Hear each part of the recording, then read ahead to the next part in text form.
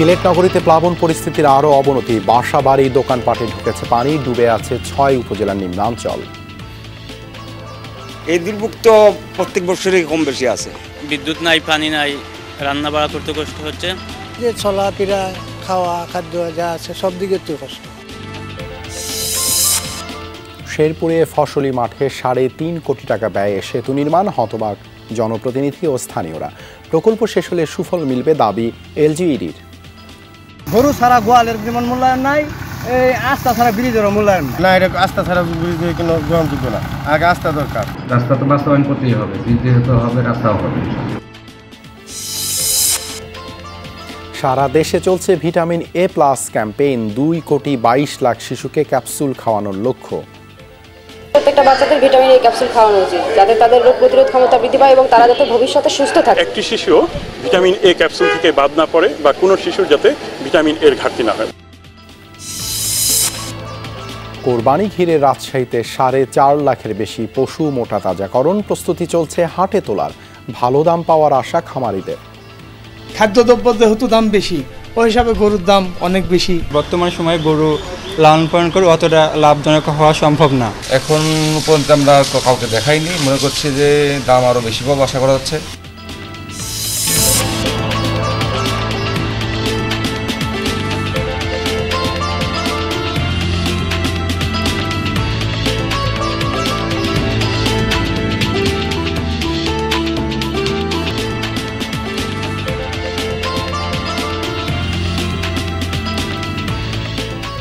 আমন্ত্রণ সংবাদ সারা দেশে আপনাদের সঙ্গে আছি আমি দেবাশিস রঞ্জন সরকার। এতক্ষণ শিরোনাম দেখছিলেন, এবারে বিস্তারিত। সিলেট নগরীতে প্লাবন পরিস্থিতির আরও অবনতি হয়েছে। সুরমার পানি বেড়ে ডুবেছে নতুন নতুন এলাকা। নগরীর সুবহানীঘাট উপশহর, যতরপুর, জামতলা সহ বিভিন্ন এলাকা জলমগ্ন। ডুবে আছে রাস্তাঘাট, পানি ঢুকেছে বাসাবাড়ি, দোকানপাটেও। বন্ধ অনেক ব্যবসা প্রতিষ্ঠান। এতে ভোগান্তিতে নগরবাসী। দেখা দিয়েছে খাবার পানি সংকট। পানি উন্নয়ন বোর্ড জানিয়েছে সুরমার পানি সিলেট পয়েন্টে 10 সেন্টিমিটার বেড়ে বিপদসীমার উপর দিয়ে বইছে। তবে কিছুটা কমেছে সীমান্ত নদীর পানি। দুর্ভোগ কমেনি জৈন্তাপুর, জকিগঞ্জ, গোয়াইনঘাট, কানাইঘাট, কোম্পানিগঞ্জ, বিয়ানীবাজার, গোলাপগঞ্জবাসীর। পানি উন্নয়ন বোর্ডের তথ্য মতে সদর সহ 8 উপজেলার 48 ইউনিয়ন এখন প্লাবিত। পানিবন্দী প্রায় 3 লাখ মানুষ। এই দুর্ভোগ তো প্রত্যেক বছরই কম বেশি আছে। প্রত্যেক জায়গাতেও এই দুর্ভোগটা আমরা আছে সবসময়। বিদ্যুৎ নাই, পানি নাই, রান্না বাড়া করতে কষ্ট হচ্ছে, হোটেলে খাবার দাবার করতে হচ্ছে, সবার কষ্ট হচ্ছে আসা যাওয়াতে। এই যে চলাফেরা, খাওয়া, খাদ্য যা আছে সব দিকে তো কষ্ট। সকালে সিলেটের উপশহরে প্লাবিত এলাকা পরিদর্শন করেছেন সিলেট 1 আসনের সংসদ সদস্য ডক্টর AK আব্দুল মোমেন। ক্ষতিগ্রস্তদের খোঁজ খবর নেওয়ার পাশাপাশি ব্যক্তিগত তহবিল থেকে ত্রাণ বিতরণ করেন তিনি। বলেন, কিছু জটিলতায় শহর রক্ষা বাঁধ এবং নদী খননের কাজ ধীর গতিতে হচ্ছে। সিলেট এলাকায় পানি সব সময় হয়। আমরা ছোটবেলা থেকে দেখতে আসছি ডল আসলে পানি আসে, কিন্তু আগে অনেক জলাশয় ছিল, পুকুর ছিল, নদী অত্যন্ত খরস্রোতা ছিল, তখন সব পানি চলে যেত সাথে সাথে। 3-4-5 ঘন্টা থেকে পানি চলে যেত। শেরপুরে 3.5 কোটি টাকা ব্যয়ে ফসলি মাঠে ব্রিজ নির্মাণ করছে এলজিইডি। স্থানীয়রা বলছেন, আশেপাশে রাস্তা বা নদী খাল নেই, তাই ব্রিজ ঘিরে উঠেছে নানা প্রশ্ন। যদিও এলজিইডির ভাষ্য, প্রকল্প শেষে সুফল মিলবে। চারদিকে ফসলের মাঠ, আশপাশে নেই নদী, খাল কিংবা রাস্তা। এমনই একটি জায়গায় চলছে ব্রিজ নির্মাণের কাজ। শেরপুর সদরের গাজীরখামার ইউনিয়নের সবশেষ এলাকা করইতলা। সেখানেই 3.5 কোটি টাকা ব্যয়ে তৈরি হচ্ছে অবকাঠামোটি। তারপরে আধা কিলোমিটার দূরে নালিতাবাড়ির নাকশি ও পাগলজানি গ্রাম। এ নিয়ে প্রশ্ন তৈরি হয়েছে স্থানীয়দের মাঝে। এটা আমরা মূলত কোনো কিছুই জানি না শুরু থেকে, না আরও অনেকে আছে তারা জানে। গরু ছাড়া গোয়ালের যেমন মূল্যায়ন নাই, এই আস্থা ছাড়া ব্রিজেরও মূল্যায়ন নাই। না, এটা আস্থা ছাড়া ব্রিজ কোনো গ্রহণযোগ্য না। আগে আস্থা দরকার। একই প্রশ্ন তুলেছেন স্থানীয় ইউপি চেয়ারম্যানও। পার্শ্ববর্তী ইউনিয়ন কলসপাড়ের চেয়ারম্যানের সাথে আমার কথা হয়েছে। ওনারা বলেছে অনতি বিলম্বে সেই ব্রিজের সংযোগ রাস্তাটা ওনারা করে দিবেন এবং ওখানে একাধিক প্রজেক্ট রয়েছে। প্রজেক্ট মালিকরাও কথা বলেছে যে ওনারা এটা তাদের স্বার্থে এবং জনস্বার্থে ওখানে রাস্তাটা দিবে। তো যদিও মনে হচ্ছে রাস্তাটি নাই, এলজিইডির দাবি, আগে সেখানে সড়ক ছিল, ব্রিজের পর নির্মাণ হবে রাস্তাও। প্রকল্প শেষে কৃষিপণ্য পরিবহন সহ নানা সুফল পাবে স্থানীয়রা। রাস্তা আগে থেকে ছিল, এখন প্রভাবশালীরা কেউ হয়তো রাস্তার অ্যালাইনমেন্টগুলি ছোটো করে ফেলছে, সেগুলি আমরা দেখব, ভবিষ্যতে দেখব। রাস্তা তো বাস্তবায়ন করতেই হবে, ব্রিজ যেহেতু হবে রাস্তাও হবে। ব্রিজটির দৈর্ঘ্য হবে 64 মিটার।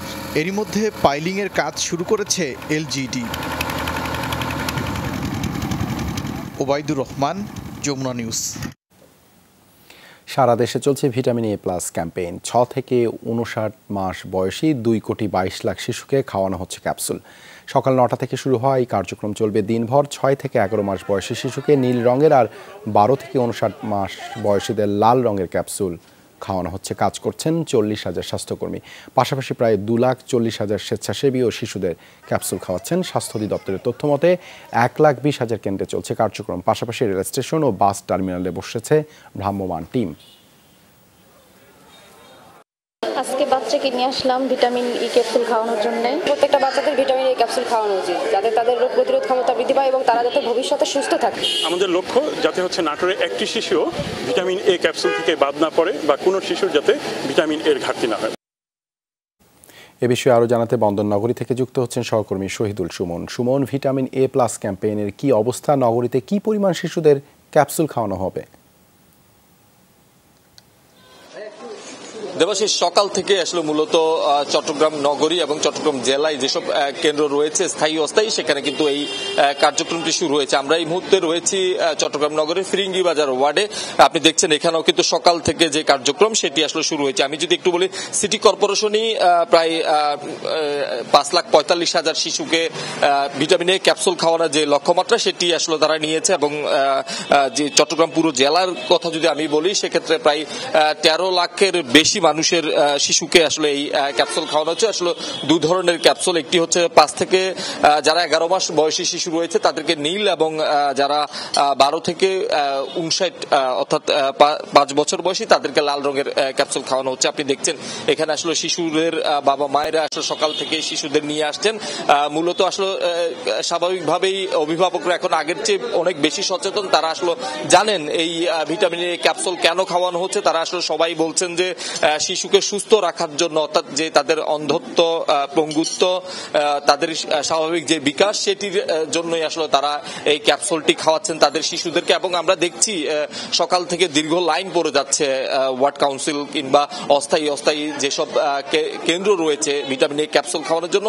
অভিভাবকরা কিন্তু একেবারে আগের চেয়ে অনেক বেশি সচেতন হয়েছে। তারা বলছেন একসময় শিশুরা কিন্তু নানা ধরনের রোগে তাদের মৃত্যু হতো, এখন কিন্তু সেই বিষয়টি একেবারেই কমে গিয়েছে এবং শিশুরা কিন্তু এখন স্বতঃস্ফূর্ত ভাবেই তাদের অভিভাবকরা শিশুদেরকে নিয়ে আসছেন এবং এটি খাওয়াচ্ছে। দুপুরের গড়িয়ে কিন্তু বিকেল পর্যন্ত এখানে ভিটামিন এ ক্যাপসুল খাওয়ানো হবে। ওয়ার্ড কাউন্সিলর আসলে যেটি জানিয়েছে, আজকে সময় স্বল্পতার কারণে কেউ যদি আসতে না পারে, সেক্ষেত্রে ওয়ার্ড কাউন্সিল অফিসেই ভিটামিন এ ক্যাপসুল সংরক্ষিত হবে। পরবর্তী যে কোনো সময় এসে অভিভাবকরা তাদের শিশুদেরকে এই ক্যাপসুলটি খাওয়াতে পারবে। দেবাশিস, ধন্যবাদ সুমন যুক্ত হবার জন্য।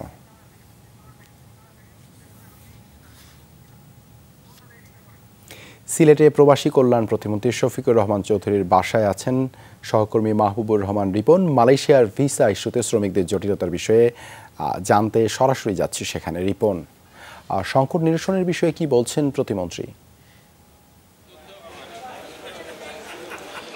দেবাশিস, একটু জানার চেষ্টা করি। আমাদের সাথে আছেন মাননীয় প্রতিমন্ত্রী। মালয়েশিয়ার যে জটিলতা তৈরি হয়েছে সেটা নিয়ে কথা বলবেন তিনি। মাননীয় মন্ত্রী, এই যে জটিলতা, গতকাল 31 মে পর্যন্ত কর্মী যাওয়ার কথা ছিল, প্রায় 30,000 কর্মী এখনো যেতে পারেনি। তাদের বিষয়ে আসলে এখন কি করবেন আপনি? এদের ব্যাপারে আমরা মালয়েশিয়ান গভর্নমেন্টের কাছে আমরা এর আগেও চিঠি দিয়েছি টাইম বাড়ানোর জন্য, এবং আমাদের মন্ত্রণালয় কাজ করে যাচ্ছে। এর পূর্বে আমরা 15 তারিখ আমরা বাইরা সহ সবাইকে নিয়ে বসছিলাম।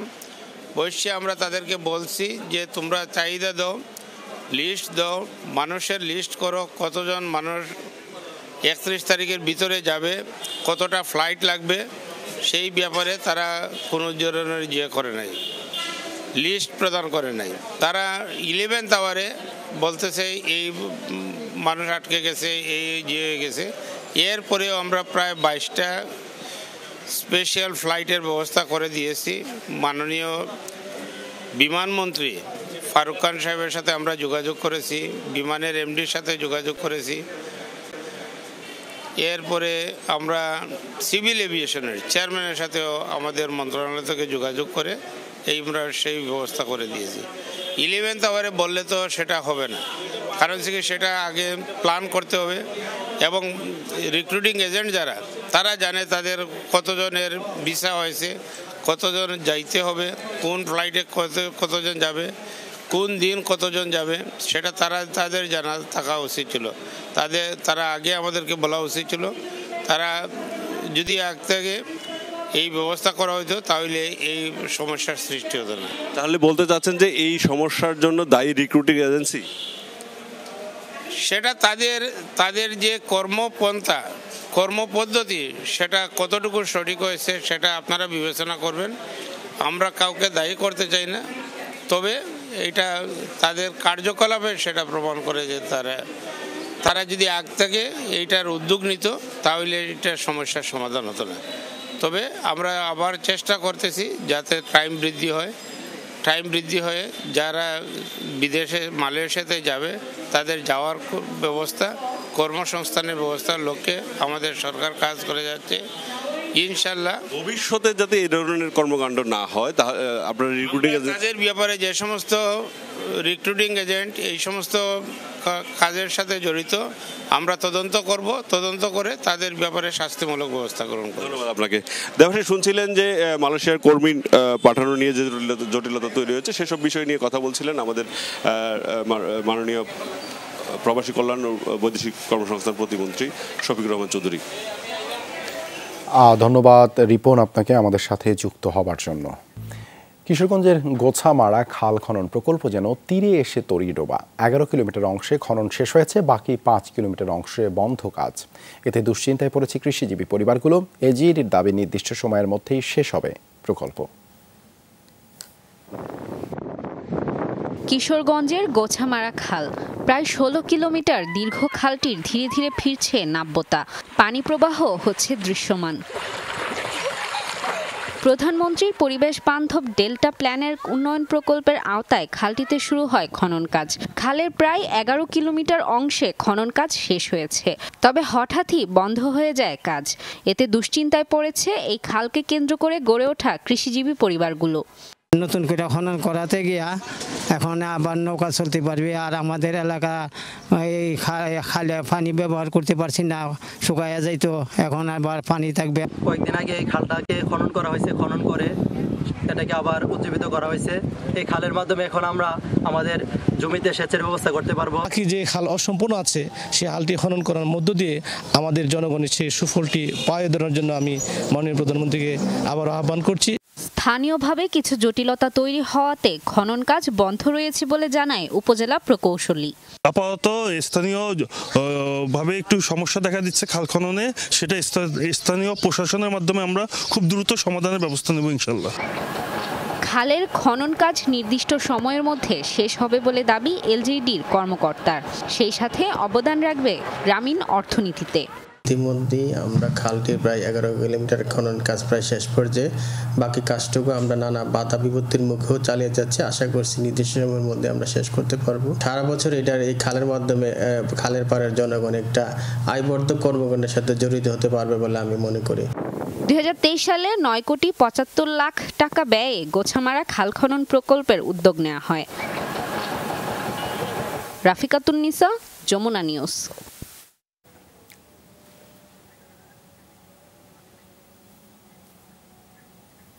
সিলেটের প্লাবন পরিস্থিতির খবর এবারে জানবো। এ বিষয়ে আরও জানাতে সিলেট থেকে যোগ দিচ্ছেন সহকর্মী নাবিল হোসেন।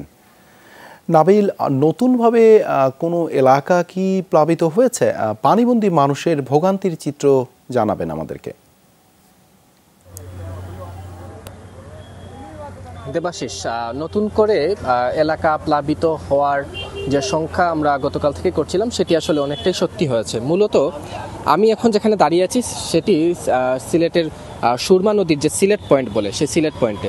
কিছুক্ষণ আগে পানি উন্নয়ন বোর্ডের যারা কর্মকর্তা তারা আমাদেরকে জানিয়েছেন যে এই সুরমার পয়েন্টে সকালে বিপদসীমার 6 সেন্টিমিটার উপর দিয়ে পানি প্রবাহিত হচ্ছিল, এখন আরও 1 সেন্টিমিটার বৃদ্ধি পেয়ে সেটি 7 সেন্টিমিটারের আসলে বিপদসীমার উপর দিয়ে প্রবাহিত হচ্ছে এবং এর ফলে নদী তীরবর্তী যেসব বাসাবাড়ি রয়েছে, এলাকাগুলো রয়েছে, সেগুলোতে পানি প্রবেশ করেছে এবং পাশাপাশি এই নদী থেকে সংযুক্ত যেসব খাল ছড়া রয়েছে সেগুলোতেও আসলে এখন পানি টইটুম্বুর এবং সেই খাল ছড়া উপচে পানি এখন নগরীর বিভিন্ন যে নিচু সড়কগুলো সেগুলোতে আসলে প্রবেশ করছে, নিচু এলাকাগুলোতে প্রবেশ করছে, যেমন জামতলা, যেমন যতরপুর, উপশহর, সুবহানীঘাট, সেসব এলাকায় কিন্তু বিভিন্ন বাসাবাড়িতে পানি প্রবেশ করেছে এবং সেই প্রবেশ করার কারণে মানুষের যে ভোগান্তি সেটি হচ্ছে অবর্ণনীয়। কারণ সেখানে সাধারণ মানুষ একদিকে যেমন আসলে তার যে আসবাবপত্র সেগুলো নষ্ট হয়েছে, পাশাপাশি এই পচা পানিতে আসলে অনেকের নানা ধরনের অসুখ বিসুখও হচ্ছে, আমরা সেই খবর পেয়েছি এবং সবচেয়ে বড় যে সংকট হচ্ছে সুপেয় পানি এবং খাবারের, কারণ অনেকের আসলে রান্নাঘরও পানির নিচে চলে গেছে। তো এই অবস্থায় যে এই যে দুর্ভোগ, সেই দুর্ভোগ আসলে অবর্ণনীয়। কিছুক্ষণ আগে অর্থাৎ সকালবেলা সিলেট 1 আসনের সংসদ সদস্য তিনি উপশহর এলাকা পরিদর্শন করেছেন, শুকনো খাবার সেখানে বিতরণ করেছে এবং সাংবাদিকদের সাথে কথা কালে তিনি যেটি বলেছেন সেটি হচ্ছে যে এই সুরমা নদী খননের জন্য পাশাপাশি শহর রক্ষা বাঁধের জন্য তিনি আসলে প্রকল্প নিয়েছিলেন, কিন্তু আমলাতান্ত্রিক জটিলতার কারণে সেই প্রকল্পে আসলে আলোর মুখ অর্থাৎ ধীর গতির কারণে এই যে শহর প্রতি বন্যায় আসলে শহরবাসী ভোগান্তিতে পড়েন। তো তিনি আসলে সেই আমলাতান্ত্রিক জটিলতা নিরসনের জন্য তিনি আসলে সাহায্য চেয়েছেন, তিনি উদ্যোগী হবেন বলে জানিয়েছেন। দেবাশিস, ধন্যবাদ নাবিল যুক্ত হওয়ার জন্য। বেনাপোল থেকে মোংলা বন্দর পর্যন্ত যাত্রীবাহী ট্রেন চলাচল শুরু হয়েছে। সকাল 10টায় বেনাপোল থেকে মোংলার উদ্দেশ্যে ছেড়ে যায় কমিউটার ট্রেনটি। 500 যাত্রী নিয়ে ট্রেনটি মোংলায় পৌঁছাবে দুপুর 12:50। মঙ্গলবার বাদে ও সপ্তাহের অন্যান্য দিন এই রুটে একই সময়ে চলবে ট্রেনটি। এর আগে গত 1 নভেম্বর খুলনা থেকে মোংলা পর্যন্ত নতুন রেল লাইনের পরীক্ষামূলক উদ্বোধন করা হয়। প্রায় 7 মাস পরে এই রুটে ট্রেন চলাচল শুরু হয়। বেনাপোল থেকে মোংলার দূরত্ব 138.64 কিলোমিটার। কদিনের মধ্যেই পশুর হাটগুলোই বাড়বে ব্যস্ততা। গেল কয়েক বছর যাবৎ দেশি গরুর চাহিদা থাকায় এবারও আশাবাদী রাজশাহীর খামারি ও গরু মালিকরা। প্রাণী সম্পদ অধিদপ্তর বলছে চাহিদার তুলনায় এবার 1 লাখ পশু উদ্বৃত্ত রয়েছে। হাটে সুস্থ পশু তুলতে বাড়তি যত্ন নিতে ব্যস্ত খামারি ও কৃষকরা। পশু মোটাতাজাকরণের জন্য খাওয়াচ্ছেন সবুজ ঘাসসহ বিভিন্ন পুষ্টিকর খাদ্য। শুধু খামার নয়, গরু পালা হয়েছে গ্রামে বাড়িতে বাড়িতেও। খামারিদের মতে এবছর পশু খাদ্যের মূল্য বেশি হওয়ার দামের প্রভাব পড়বে কোরবানির হাটে। তারা জানান ছোট গরু বিক্রি হচ্ছে 65 থেকে 70 হাজার টাকায়, মাঝারি 1 লাখ থেকে 1,30,000 টাকায় ও বড় গরু বিক্রি হচ্ছে 2 লাখ থেকে 4 লাখ টাকায়। এখানে আমরা খাদ্য দিই সর্বোচ্চ ভাত, খোল, ভুসি, আর আমরা তাদের জন্য এই ঘাস লাগাই। হ্যাঁ, ওই ঘাস, কাঁচা ঘাস, এটাই হচ্ছে আমাদের বড় পুষ্টি।